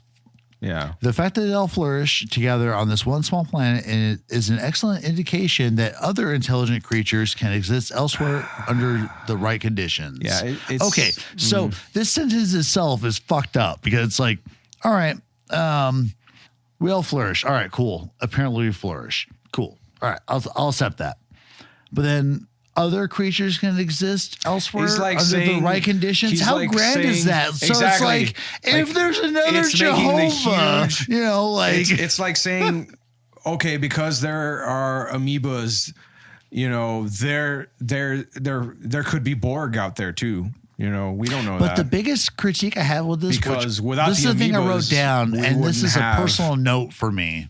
We wouldn't have the need. When I was early on in my doctoral game, I had decided I wanted to work at. And when I presented the idea to one of my advisors and all of the rationale for it, she was like, "Oh, you're taking stats, aren't you?" I was like, "Yeah." She's like, "Okay, well, in stats, what would this site be?" And it was a sample of 1. Thus, there's nothing to compare it to. And so that thing that conversation stuck out to me when I read this fucking Pastor Bramley, where he's like, "Oh, well, there's plenty of intelligent and semi-intelligent things on here on Earth, so that must mean there's something else out there." But he has nothing to compare it to. We're a rock just floating around that's we think is wacky because it has life. It's the assumption we only know about maybe a few hundred solar bodies around us, including comets, all that bullshit. Is that, I forget the argument, but and I'm probably fucking up the explanation to it, but is that the idea or the theory of the assumption of non-existence or non-proof being like, look, if we have this and this and this, what isn't there to say that just some kind of that it isn't out there? Isn't that some kind of probability? That is kind of one thing? of those philosophic argument fallacies. Yes, or thank you. Whatever. But yes, that is totally there. So it's like, and doesn't Sitchin use those same arguments? Pretty much, it's like the absence of evidence is evidence. Thank you. I That's got you. Trust me. I was like, this is a bullshit. Like, come on. No, and he's playing around. We'll get into it a little further once we get into this book a little bit more. But this is where I'm almost just like, are you being a smartass here again, dude? Like, is this like you're throwing in your snark about how you really didn't want to talk about this? And So, like, that was his first proof, right? You know, so the second proof. 12 more to go. Yeah, there's a million more to go, guys. And I'll read the second one. Okay, go ahead. There's not been a single UFO sighting which could not be explained as a natural or human phenomenon.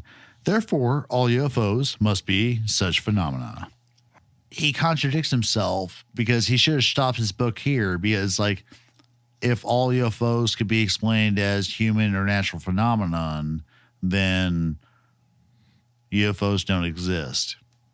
Well, he does. The first sentence following. Wait, are you talking about like it is impossible to explain almost anything as anything? This argument uses faulty logic. Yes. Well, yeah, that's the first sentence. And that's how he like tries to deconstruct it. But like, I'm just sitting there going like, well, why? Your inherent premise is flawed because of the very argument you posed right afterwards, dude. Like, well, granted, it's not his premise. Like, I mean, apparently he's drawing these arguments from. So, like in the next paragraph, is he stating the fact that popular theory, where it says many UFO sightings are given? Was it prosaic? Is that the way prosaic explanations only by ignoring evidence, which clearly reveals that they are not earthly phenomena. So basically, is he saying that it's just like a sabotage? They're trying to sabotage evidence to kind of just like explain it, give it a rational type of reasoning. In a like, way. They're intentionally ignoring.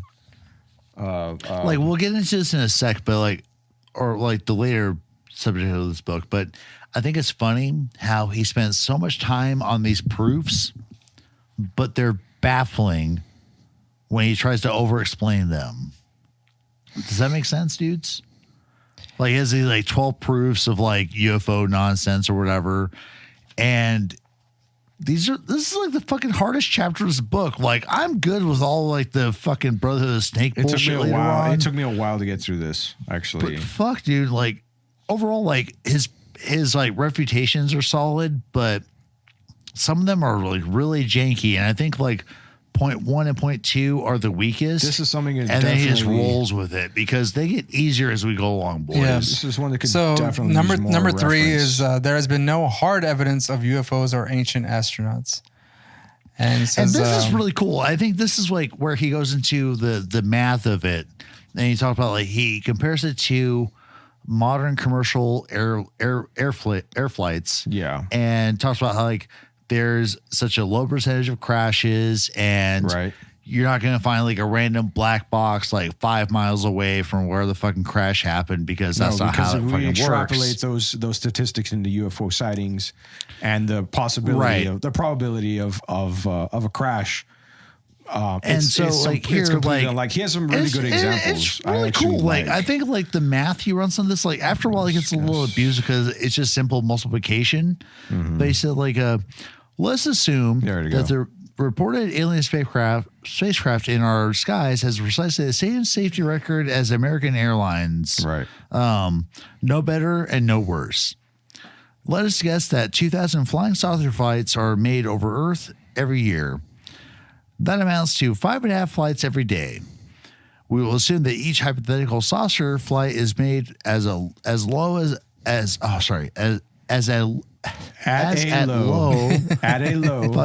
Fuck, I can't read apparently. As low as altitude that if a mishap should occur, the debris would fall to Earth before disintegrating into the atmosphere. Right. So he's talking about like, all right, so the chance for stuff hitting the planet is hard enough because it's going to fucking burn up in the atmosphere. Right. Just in the same reason why we don't see like much debris or anything. But that's assuming they have Earth materials. What if they have space materials that that's what I was going to say. Yeah, exactly. Yeah. They would, I would assume, have ships built of materials resistant to high heat and high pressure. Well, not if they're the Anunnaki of fucking Sitchin, because apparently they had to fucking jump off a planet to get here while it was already on the way. It wasn't that far. We have to calculate their orbit correctly just to make it to Earth. And they're all gas powered, by the way. So there's that. Other they need petroleum as well. There's that other limitation. Maybe they're not so advanced as we think. These motherfuckers are running on diesel. Okay, but, so Sitchin continued. Or sorry, Bramley. It feels like Sitchin though. It does. putting all the above figures together, we discover that a flying saucer would crash or drop a substantial chunk of debris only once every 5 centuries. And he rams the math where he's like, okay, say it's twice the amount of fucking spaceships. Then that's only 10 every fucking few centuries and so on and so forth. So he makes this like really cool argument, I think, here. And I'm not sure if he borrowed it from anybody, but it's like, it's unlikely that we'd have fucking hard evidence of a fucking crashed fucking airspace engine or whatever the fuck. Well, I mean, according to Roswell, we have a spaceship no. crash. See, like, if Roswell happened, then that would be like a outlier in the like statistical spread. The exception to the rule. Right. Well, I mean, I guess that is the case for Roswell, though, isn't it? Because I mean, it's one of the only ones that they've reported such a flying saucer has crashed and stuff. So I mean, right. You mean the weather balloon? the weather balloon.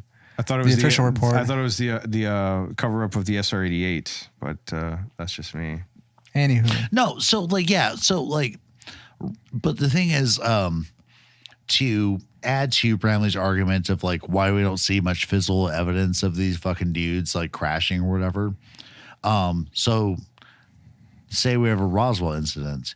Now everyone's expecting a fucking Roswell incident to happen like in fucking, Saudi Arabia, fucking Africa somewhere. But this might be the one fucking case where, boom, outlier. We do have a fucking, evidence on Earth, but that doesn't discredit or discount the fact that there could be still, thousands of these fuckers flying around. Right. Which I think is cool. Like Bramley, when he like grounds it to reality stuff, or sorry, like it's ground very truths easy to it to follow, Earth, and like it's super sensible. Yes. But yeah, like some of these proofs, like you just whip through them. He's like, fuck this. This is bullshit. Here's some other, counterpoints. It's groovy. But about half of them are super hard to read, man.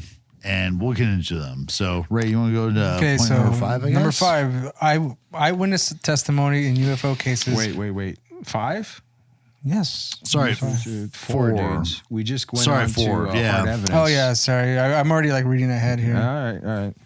Okay, so number 4, if UFOs are extraterrestrial aircraft, there should be an undisputed photograph of one by now. And I mean, that seems to So lead on the back next into page, 3 or whatever. If we're not going he to find writes, hard evidence, what are the odds of us finding? this is not to say that clear photos of apparently genuine alien aircraft do not exist. If you do, and they can be found in various books written by responsible UFO researchers. And he does have a little fucking, footnote there. Oh, good old footnote. For advice concerning the authenticity of UFO photographs, contact MUFON. Yeah. Hit them up. But in old Seguin, Texas. But I did write a little note there, because we all were like, oh yeah, there's plenty of people photographs. I was like, oh, but not a single shout out. Trust me, fuck, dude, because he does make some incredibly bold claims, Right. like how things exist or don't exist, and when it's either case, he does not present a fucking photo or fucking anything really. He just be like, yo, yeah, contact MUFON and ask them about the fucking photos he that just sort I of offhandedly points reference you in the if right they're direction. legit. Yeah. No. He's like, there's photos. the I've seen them. only Ask direction. MUFON about the photos I saw. Because and I don't have permission to put those MUFON's like, photos I up. don't know what the fuck he's talking about. This is bullshit, man. Send them a DM on Twitter. So we'll move a little bit quicker through some of these because there are a lot. Number 5 is eyewitness testimony in UFO cases is inherently unreliable. Such testimony is therefore insufficient evidence of extraterrestrial visitation. And one of the Seems points self-evident. ufological principle number 1, basically honest and intelligent persons who are suddenly exposed to a brief, unexpected event, especially one that involves an unfamiliar object, may be grossly inaccurate in trying to describe precisely what they have seen. And you did, that was a footnote, right, that you read earlier? No, that's a different one. That's one of the. Where's the footnote on that? That one, I think that's at the end of the end of the book. You'd have to go to. Oh, chapter, you have to go back there. And he cites the Condon report or the Condon report. The committee Condon discusses report, what occurred after a Russian spacecraft, Zond 4, went awry and began its reentry into Earth's atmosphere on March 3rd, 1968. That particular reference at the end of that little quote is from UFOs Explained by Philip J. Klaus. Oh, yeah. Word. Yeah, so basically referencing the Condon report, or the Condon committee discovered that at least half of the Zone 4 eyewitnesses gave accurate and unembellished reports of the event, and the observations of the cigar-shaped craft with windows came only from a minority. And from the accurate reports, a careful UFO researcher would have been able to eliminate the erroneous descriptions and correctly identify the Zone 4 reentry as debris or meteoric phenomenon. Right. Number 6 is sophisticated listening devices have been pointed toward the heavens to pick up extraterrestrial communications, and so far, no such communications have been detected. And this is further this goes evidence back that to there is no intelligent life nearby. That's This goes back to a trope that, like, anybody that has, like, checked out anything about this, like, particular thing, like shooting radio waves at the heavens or whatever. Right, exactly. It's like, oh, well, what if the aliens don't use radio waves? Right, Or yeah. what if they've been dead for thousands of years? Or what if they don't exist yet? You know, it's this whole thing, like, but Bradley does bring up a cool point, which like, he does go sciencey on us every once in a while. It's like, okay, just saying that they could. with there the could be, electromagnetic sphere or spectrum, we only have So we like can only go ideas so of this far range, with our but like, instrumentation. fuck, there's, you know, There's tons range- more frequencies that we don't Exactly. know about. You know, we Right. can't even fucking detect. Right. Which I think is fucking interesting because, like, well, if we can't detect them, how do we know they're not there? Like, is there some sort we of don't. Yeah, No, right. there isn't. Like, Is it's, it like it's again, speculation or is it like? only based on the fact that that sort of thing may be possible, or rather, in accepting the limitations of your instruments, that there are measurements beyond that, or there theoretically should be. Like right? that, like theoretically it was fine, but like Bramley sounded fucking certain that there might be like. Yeah, I mean, he seems to sort of like accept that if there is intelligent life out there, it's something that's beyond, you know, like what we can understand. And I think he even doesn't he mention that before, that the ideas of, or rather, like what people think they see abductees is likely like a small representation of what they actually experience or realize, kind of thing. All right. Because of no, he didn't really talk about that, but Bitch, that's cool. it was in there. Fuck you, cunt. So Anyway. let's go on to number 7. If so many flying saucers are visiting Earth, why are they not detected more often on radar? Which that seems to have, I don't know. Like okay, that's confusing only because like that pretty much was answered before. yeah, have It's been a confirmed on quick radar, part of a it section seems. anyway. Really, It is, actually. It mostly explains away like this Oh, by he's talking- the fact that like radar techs are trained to basically ignore fucking blips, and Yeah, this is like apart from that, like modern technology in the I guess late 80s when he's writing This is like Rule 6A. they already like cut out fucking blips that are, you know, not right. They're expected. Yeah, within a particular range, anything past that is either noise, background in a form of background noise, background radiation, anomalous. That is to say, it has nothing to do with what they're looking for. So they're just going to discount it because they're trying to narrow in on the specific things that they're concerned with, and this is not one of them. And so yeah, there isn't anything to say that the discarded information doesn't contain examples of UFOs or things that they don't understand or wouldn't be able to explain because they're not concerned with it. They like people reading radar in a submarine, like that's their job, and they're not worried about little green men. They're worried about getting blown out of the water or whatever the hell, or being observed remotely, and those kinds of things. Like it's a consequence of their training, right? Okay, so let's go on to number 8. Many people have testified under hypnosis to being abducted by UFOs. Such testimony is inherently suspect because people who have never been abducted can be coached into creating seemingly realistic abduction memories while they are under hypnosis. And I invoke Willie Strieber on this one. Yeah. You're gonna So say. on this note, This is another one that was folded into one of the earlier ones, right? Right. I Number think 5. this premise is flawed overall. Like he does break it down, like, and it's fine, but This could have been another one, 5A. Like this is the whole point is like, some people can be fucking, convinced that they got abducted, but it doesn't like discount like actual accounts. because I don't think he's Like, trying that's to fucking disparage the stupid. entire technique. He's just saying that for the most he isn't, part, but it's just like, when it comes to UFOs, like people can be told like, Right. oh yeah, you got your butthole fucking, leached into you. Oh yeah. Right, Oh yeah, yeah. I did. I fucking did, This and is- that's what he's like shitting against real quick. But it's just like a really specific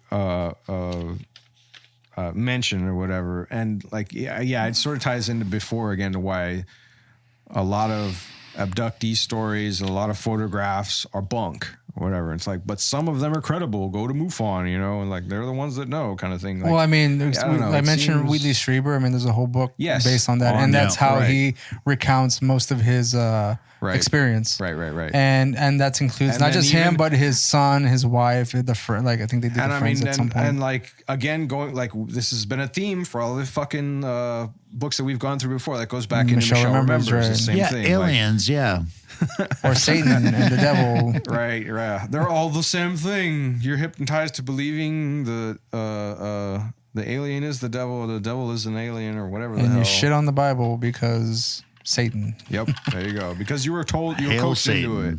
Satan. Okay, number 9. The mathematical odds of an extraterrestrial race discovering Earth are too remote for it to be likely. Again, that falls into like some of the other stuff regarding yeah. crashes, or even like the probability of there being life on other planets and shit like that. But again, these are popular theories, right? Yeah. This is not. None of this is. None of this is Bramley himself talking. No. He's trying to summarize. And one of this number 10 is one I think is pretty funny. Is only people Yeah. with mental problems believe in UFOs. Yeah. Hey, I take offense to that. We're talking about it's a compliment. It's the rest of these fucking sheep or whatever that have the problem, not you, us, you. Okay, number 11 is UFO theories are money-making rackets designed to prey on the gullible. He has one of the best sentences in this fucking book. After that point, Is it? It is truism. Yeah. It is truism that there are two great crimes in our society: having money and not having money. Both are punished for equal ferocity. You bum. With equal ferocity. you entitled prick. I wrote literally like one of the best sentences in this book. Like holy shit, that grabbed me.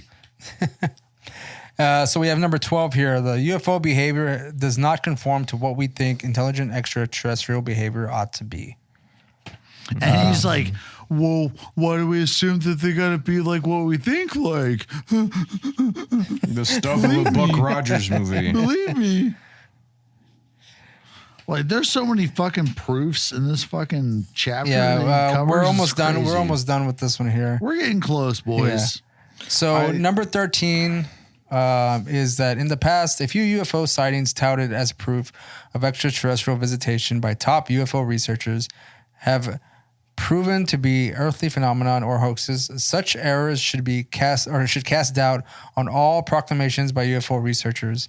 And that would go back blanket thing. That would go back to like Project Blue Book Right, or well, any of that's those types of scientific reasonings for sighting or mass sightings in this case. That's the stigma that like blankets the whole goddamn, study or whatever. The whole thing is just like, well, these were fake. What the fuck? Why should we believe anything else? It's just like a sun glare or some shit like swamp that. gas. Or from that really bad bowl of chili I had 2 days ago. And it was a mass fart. Exactly. So like the swamp gas caused the UFO sighting. Everybody had menudo and they went home and just blew a cloud of ass everywhere. And so number 14, expressing theories of extraterrestrial visitation and of ancient astronauts is dangerous to society. I wouldn't say so. How? I wouldn't say so. Fucking how? There's a whole goddamn series on TV, and people seem to just enjoy it. They're not going fucking crazy. It's like ancient religion in a nutshell, but yeah. Because like all this shit's in there, and he's going to go on and talk about it. Actually, he did talk about Roland, it. But we didn't even I think you're off mention it. base with this. I really sincerely, I think you are, man. Like, no, I mean, I don't. So I don't see it as dangerous to society, only in that it's something that seems to have been you're mentioned relevant before. again. Gotcha. Yeah, you bitch, you bitch. Number 15, I feel is a fairly juvenile argument. It says, if there are so many UFOs, why haven't I seen one? And he claims, because I've never seen one either, but I also have never seen India. But the circumstantial evidence of its existence tends to make me think that India probably exists. I've seen a map. Yeah. But Congratulations. that's just a colored illustration. How am I supposed to believe that's real? That's just following into the governmental dogma of the idea that the flat Earth theory is not true. Yeah, you're right. And the one point I wanted to make before even going into this, the fact that it's titled UFOs, Truth or Fiction, is that we as the persons reading this are supposed to say that or are supposed to already believe that UFOs are real, and he's just kind of throwing this out there just for like, is it real or isn't? That kind of fucking deflates your shit a little bit. So I want to read the last paragraph here, which kind of proves that. And that is, at this stage in my discussion, I may disappoint some readers by stating that it is not my purpose to write yet another tome which analyzes modern UFO sightings or which parades forth any array of ancient astronauts' evidence simply to prove visitation. That has been adequately done elsewhere. The whole point of find it somewhere else if you want to go into that. If you remain a UFO skeptic, I recommend that you study the other UFO literature before continuing with this book. The Gods of Eden is written for those people who already take seriously the possibility that Earth has been visited by an extraterrestrial society. And this book actually begins where Charles Fort left off.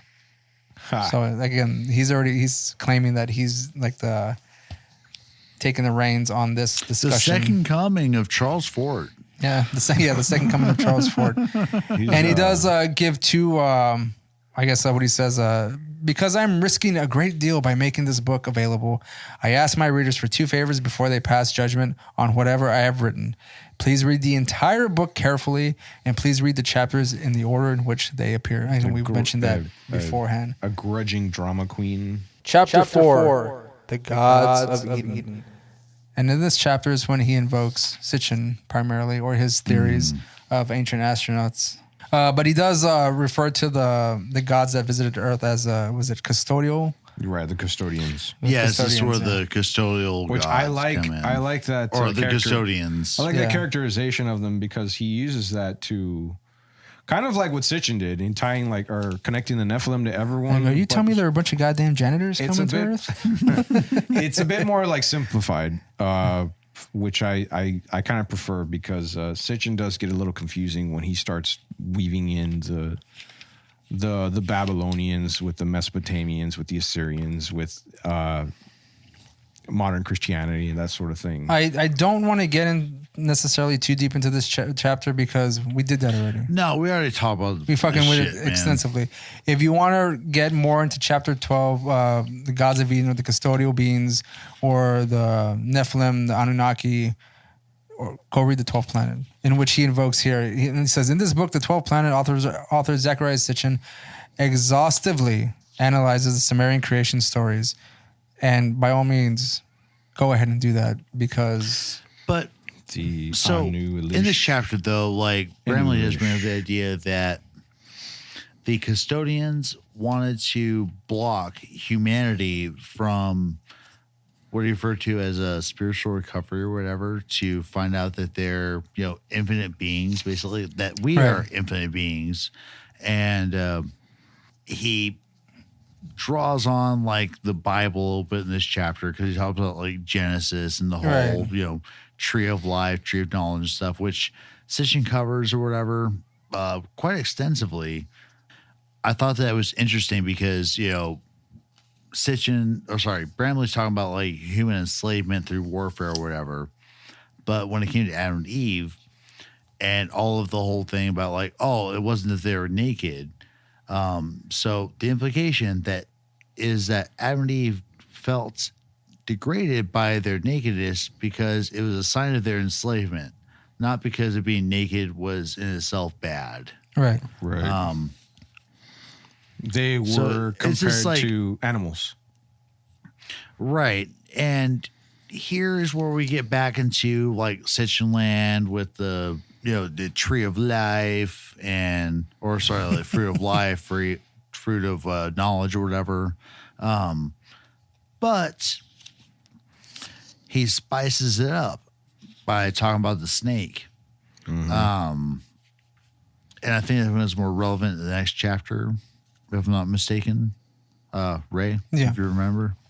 So I do want to just touch on the fact that he does talk about the Bible and the Garden of Eden, and he does mention the snake. Ooh. And the snake itself says, to determine what the biblical snake represented, we must go back once again to the older pre-biblical sources.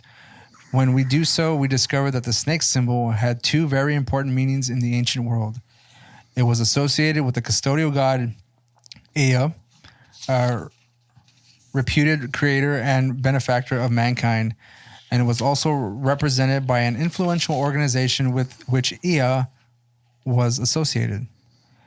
And then we're going to go into chapter 5, Brotherhood of the Snake. Snake. In chapter 4, though, like it's fucking great because Bramley pulls a Sitchin. I can't remember like what Sitchin did in 12th Planet that like incited this, but he fucking talks about how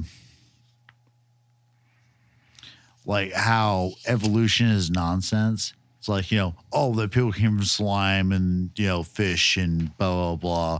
Like, it's ridiculous. So if you think about it, the modern tale of evolution is more ridiculous than the idea that we're fucking slaves of the custodial races. Right. Like, it's fucking hilarious, man.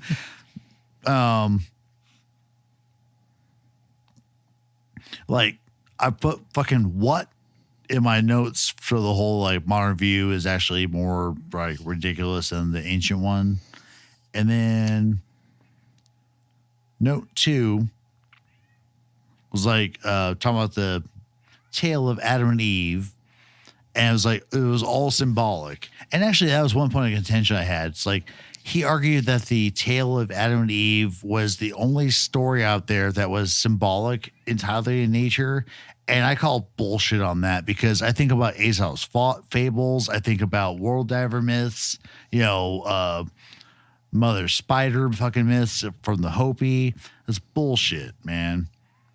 There are many other stories that I think the fact that they just reference the biblical stories is a mistake on their part because I feel that just limits their argument of whatever they're talking about. Well, and it's fucking funny too because like Bramley went and talked about how like the story of Adam and Eve was entirely symbolic, and then in the second to last paragraph he says the snake too was a symbol, not an actual reptile. Like, motherfucker, you already told us that like it was all symbolic, it was all bullshit, and like, but no, just the snake wasn't real too.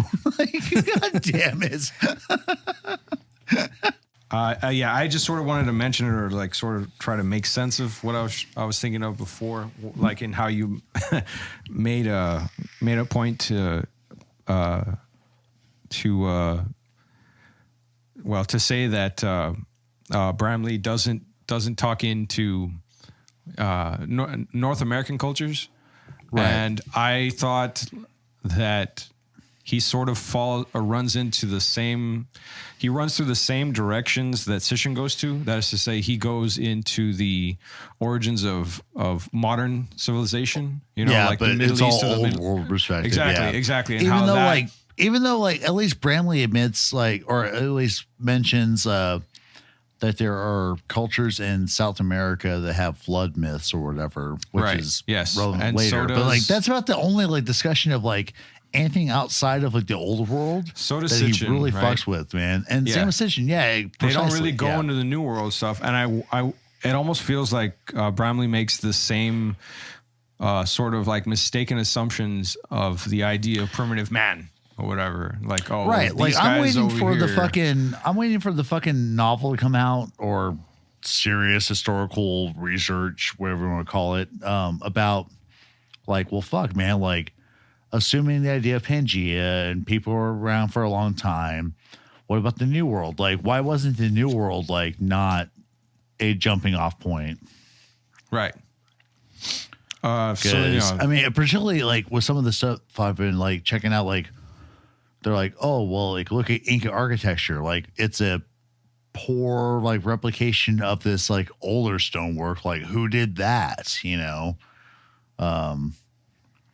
And then going into some of the flood myths and the hit so there's an idea that a flood hit the area of Tiwanaku, and that's why you have all this shit spread everywhere or whatever. Mm-hmm. As far as all the megalithic constructions that ancient aliens dickheads go out and show how precise the architecture was and hold a builder square to it and say, oh, it's square, but you still see fucking sunlight going through it. Mm-hmm. It's fucking bullshit, man. Fuck you, David Childress. You're fucking full of shit, dude. Fuck you, dude. I'll fight you, dude. I will literally fight you, dude. Fuck that, man. No gloves, man. I'll just go fight you, dude. Because you're fucking full of shit. Okay. Let's finish this So chapter that up. was pretty much. No, David Childress should get fought and it should be me. That was all I was thinking about, and that he's again, Brumley seems to fall into the. Can I do the chapter title for this one? Yes, go ahead. Chapter 5. Brotherhood of the Snake.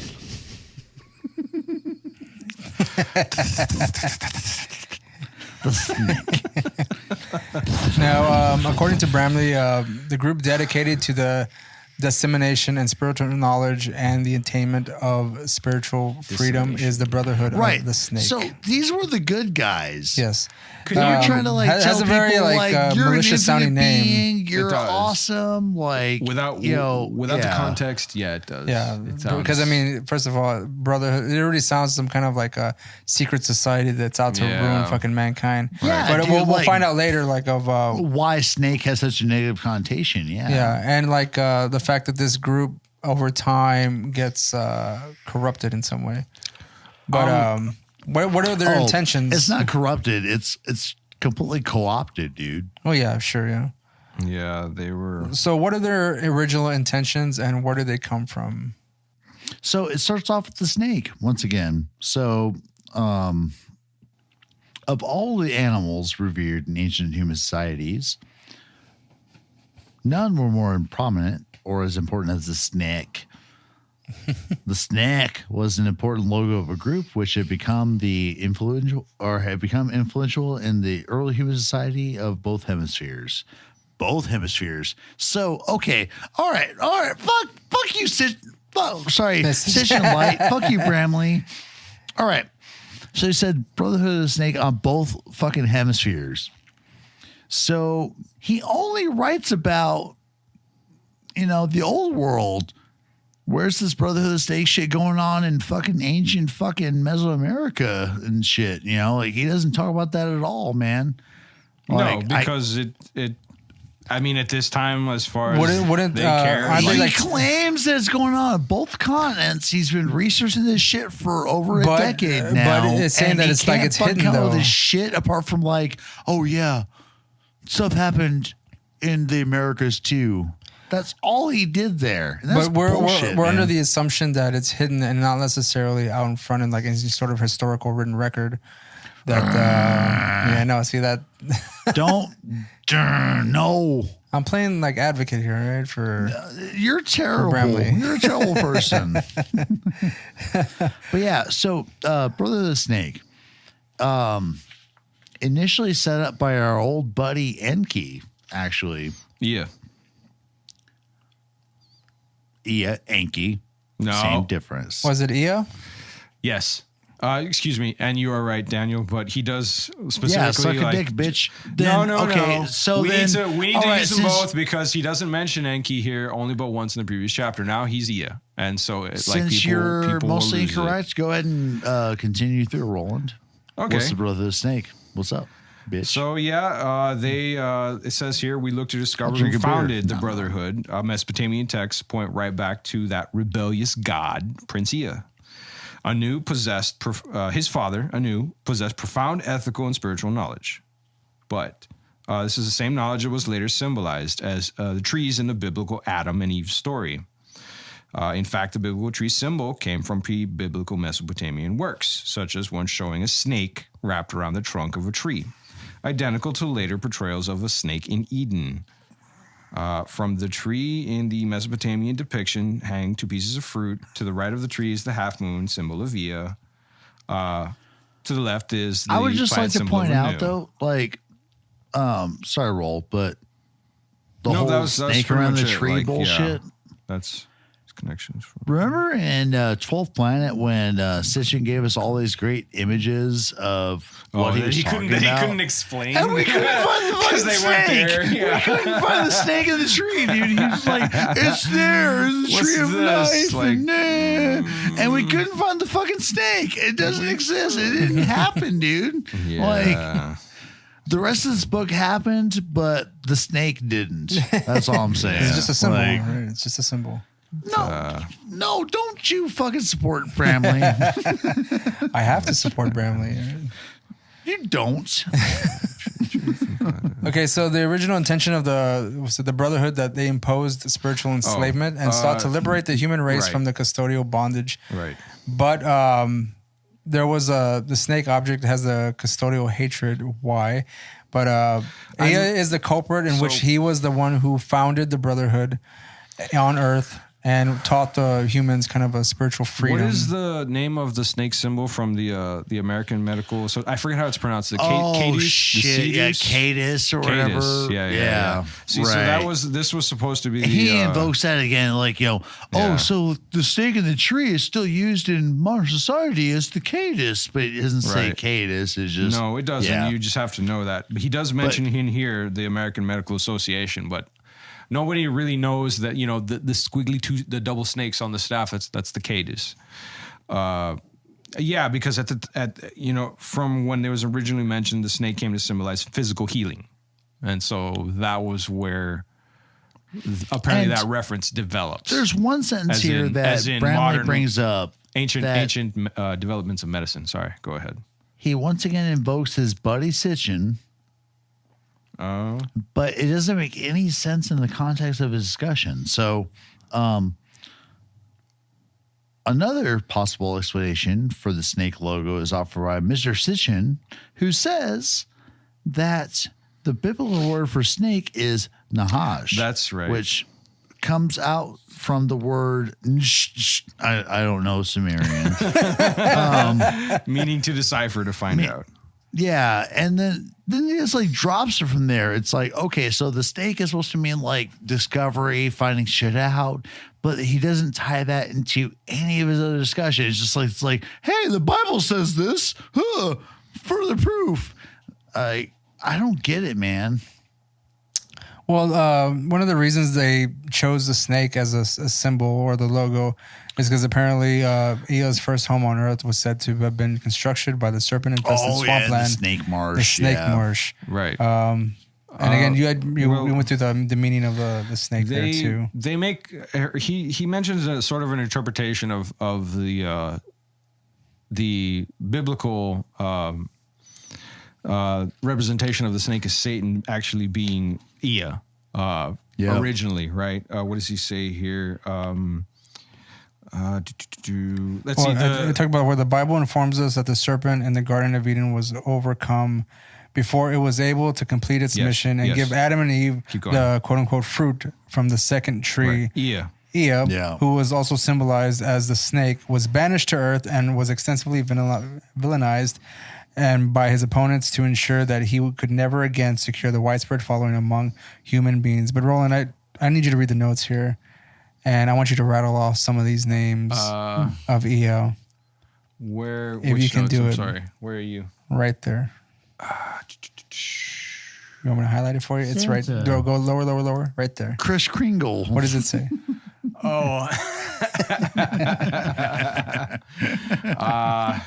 You think you can pull that off, Roland? Old Satan. Yes. All right. I need Roland to rattle off the names of Ea. Okay. Oh, fucking do it, buddy. Dio's voice. Hold on. Okay, so that was literally not a effect. That was Roland popping his booze. His title was changed from Prince of Earth to Prince of Darkness. He was labeled other horrible epithets: Satan, the devil, evil incarnate, monarch of hell, lord of vermin, prince of a supreme being, and as the keeper of hell. Oh, wow. You could have done way better. I know. You invoked a little bit of fucking James Hetfield there. Yeah, I know. I'm sorry. Yeah. I'm sorry. Dio is hard to pull off. He really is. He is. That's why he's dead. He's got that. He's got like metal fucking auto tune or some shit. Like it's ridiculous. It's called Metal Tune. Thank you. In the Prince of Earth. Yeah. No. No, it's in the Prince of Earth. Like fucking hit high notes. That's I can't hit. That's You gotta do that like forced vibrato. The Prince of Earth. yeah. That's a little too much Bruce Dickinson there, guys. Well, I'm sorry. that's practical. Knock up. It's close.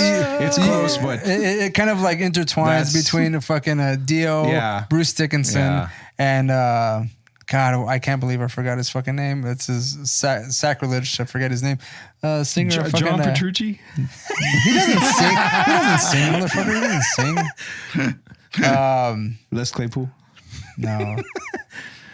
Who are you talking about? Joe Satriani. Jesus Christ. Prince of Darkness. Judas Priest. God damn. Rob motherfucking Halford. Yeah, you bitch. see, all I saw was blonde hair and like dominatrix clothes. Man. and a leather codpiece. Yeah, I can see that, dude. So Bramley claims that the Brotherhood has been the world's most effective tool in preserving mankind's status as a spiritually ignorant creature of toil throughout history. Oh, so on that, I'm not sure if it's next chapter or whatever, but more. I forgot. So Ea had this great little thing going on where he's like, "Oh, I'm going to teach people, how to be themselves and access the universe and shit." But the Brotherhood corrupted it, and fucked it up, and we'll get into that soon, guys. I don't think. You mentioned that they created a trap for humans, and that was like the earthly. Yes, in our bodies, and right. So like Spiritual it goes trap. into it in like the next chapters, which is kind of sad. We're just doing this little chunk today because the spiritual enslavement of humanity is a really interesting section of this fucking book. Yeah. And which I guess is a good cliffhanger, I guess, too. Well, we can act like this is a seamless episode, and Yeah. we're not necessarily doing it. And I realize that as I was saying this, but really, dude, like the way that the Brotherhood was twisted was really fucking sick, man. 'Cause it was all like, free love and humanity to buy Big Macs. subversion. by the Grand Big and Mac. they ended up being just ridiculously well, I was gonna say something other than influential, but like they pretty much started just and populated everything. Like they have a lot of. If you could read the last paragraph of chapter 5, because I feel that Bramley segues fairly nicely into like the next chapters. So He really does, as we shall man, now. actually. the last paragraph of chapter 5. As we shall now begin to carefully document, the Brotherhood of the Snake has been the world's most effective tool for preserving mankind's status as a spiritually ignorant creature of toil throughout all of history. During all of that time, and continuing today, the Brotherhood and its network of organizations have remained intimately tied to the UFO phenomenon. This corruption of the Brotherhood and the overwhelming effect it would have on human society was already apparent by the year 2000 BC in ancient Egypt, the next step on our journey. Yeah, Egypt, baby. Here we go. The fuck? Yeah, what was that wrong? Shut up. What is it? What are you listening to? Fucking Criss Cross or something, motherfucker? Yes. Fucking Yeah Kid K. Crisscross will make you custodian. CNC Music Factory. There you go.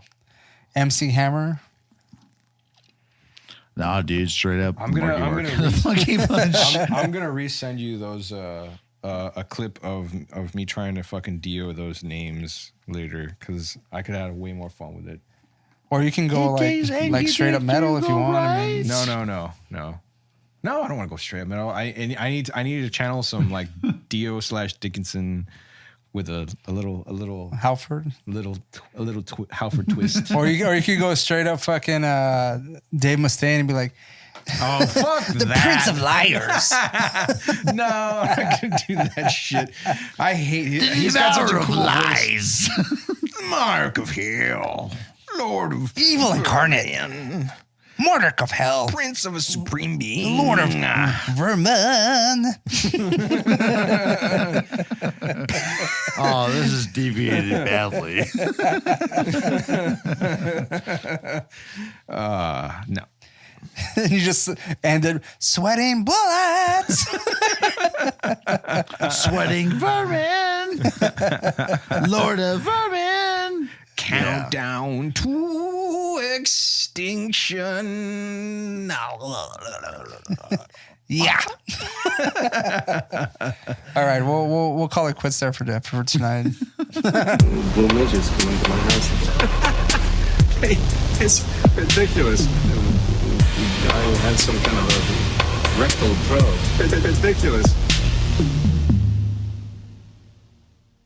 Ridiculous. Ridiculous.